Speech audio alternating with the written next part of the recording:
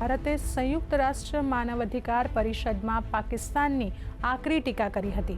ભારતે જણાવ્યું હતું કે ભારત વિરોધી નિરાધાર અને ઉશ્કેરણીજનક નિવેદનો કરીને આ વૈશ્વિક મંચનો પાકિસ્તાન દુરુપયોગ કરી રહ્યું છે। જીનીવા સ્થિત સંયુક્ત રાષ્ટ્રમાં ભારતના પ્રવક્તા ક્ષિતિજ ત્યાગીએ પરિષદના 60મા સત્રને સંબોધતા ટિપ્પણી કરી હતી।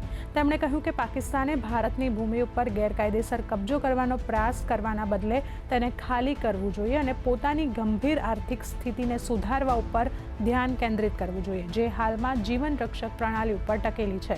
ક્ષિતિજ ત્યાગીએ ભારપૂર્વક જણાવ્યું કે પાકિસ્તાનની રાજનીતિ લાંબા સમયથી લશ્કરી વર્ચસ્વ હેઠળ છે અને તેનો માનવાધિકાર ઉલ્લંઘનનો રેકોર્ડ અત્યંત ખરાબ રહ્યો છે। તેમણે કહ્યું કે પાકિસ્તાનને આતંકવાદને પ્રોત્સાહન આપવું, સંયુક્ત રાષ્ટ્ર દ્વારા પ્રતિબંધિત આતંકવાદીઓને આશ્રય આપવો અને પોતાના નાગરિકો ઉપર બોમ્બમારો જેવા કૃત્યો બંધ કરવા જોઈએ।